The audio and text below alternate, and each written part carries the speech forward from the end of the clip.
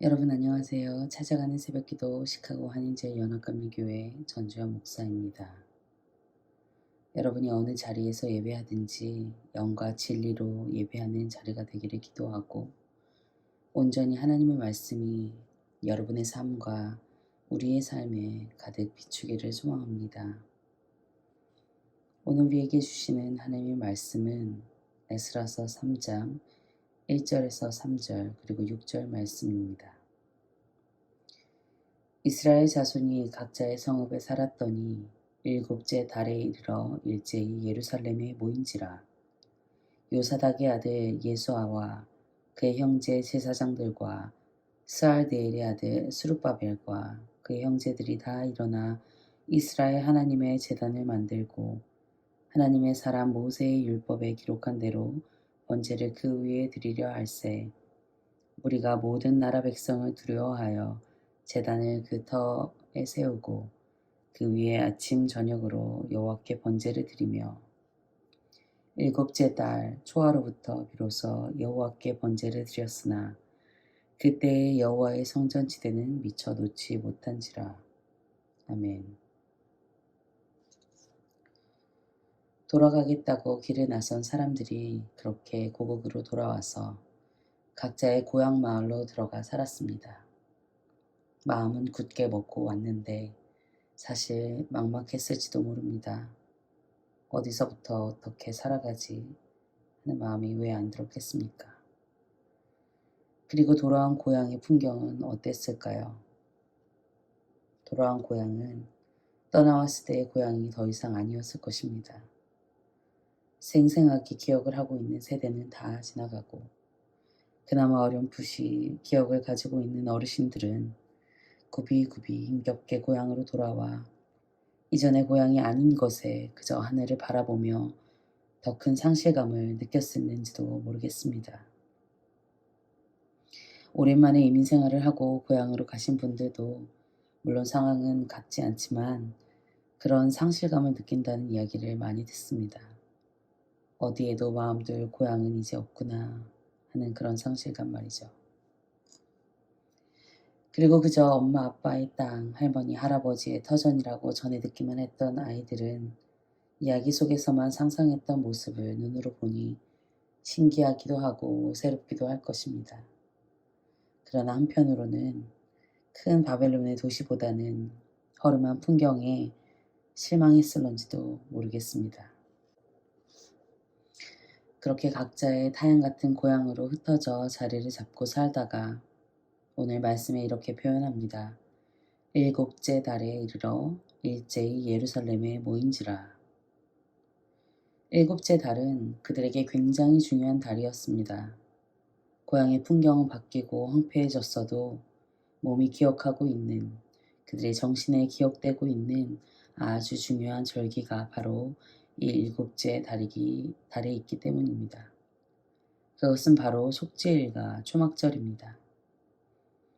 그리고 에스라서는 각 지에 흩어져 있던 사람들이 일제히 예루살렘에 모였다고 말합니다.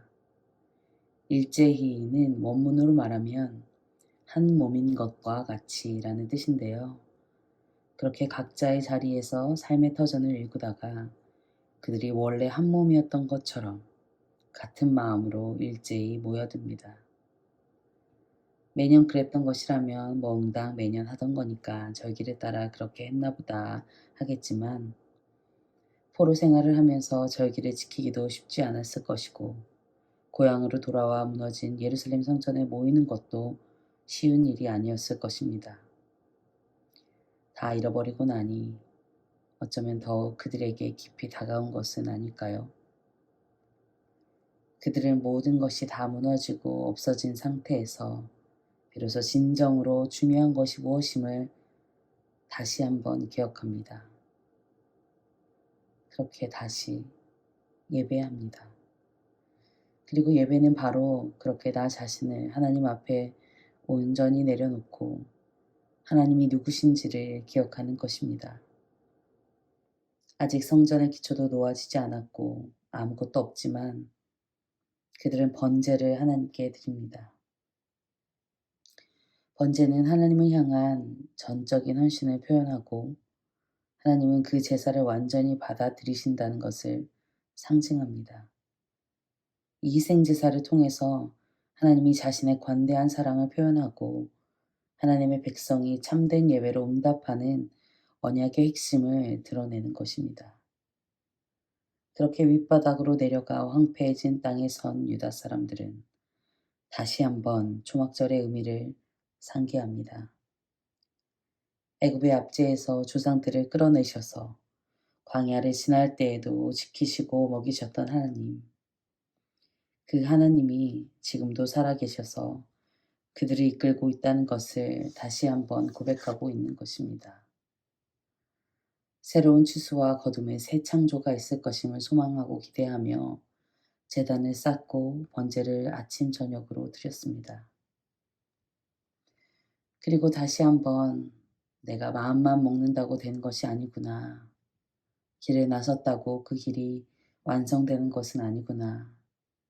나는 여전히 흔들릴 수 있지만 하나님은 굳건히 하나님의 큰 그림 속에 나를 그리고 우리를 이끄시고 계시구나. 그 길의 완성은 역시 하나님이 하시는구나 하며 다시 한번 깨달으며 새로운 창조의 새싹이 꿈틀거리고 있었습니다. 말씀을 통해 우리의 예배를 돌아봅니다. 나의 예배는 어떠한가 돌아보게 됩니다. 성전의 기초도 없던 그때보다는 조금 더 꾸며지고 갖춰졌는데 내가 진정 그 하나님을 만나고 고백하고 있는가? 그리고 예배는 주일 예배를 넘어선 삶의 예배로 이어지고 있는가 돌아봅니다. 다시 예배. 내가 서 있는 땅이 온전치 않아도 낯설어도 황폐해도 상실감에 가득해도 예전 같지 않다는 마음이 들어도 나를 온전히 내려놓고 하나님을 만나십시오. 우리 삶의 예배의 자리에서 그 하나님이 누구신지를 경험하는 자리가 되기를 바라고 거대하고 큰 존재에 나를 비끄러매어서 예배가 회복되는 저와 여러분의 삶이 되기를 기도합니다. 아멘. 오늘 말씀을 들으며 여러분에게 다가온 한 단어는 무엇인가요? 그것을 붙들고 우리 함께 기도합시다. 그것이 여러분의 기도이고 그 말씀이 여러분의 삶을 지킬 것입니다. 기도합시다. 주님, 우리가 다 알지 못할 때에도 일하시는 주님, 우리가 다 깨닫지 못할 때에도 우리를 사랑하시는 주님을 불러봅니다. 척박한 곳에서 드려진 또 무너진 성전 예터 위에 번제로 드려진 그 예배를 상상해 봅니다. 그리고 그 상실감 위에 힘겨움 위에 일하시고 계시는 하나님을 만납니다.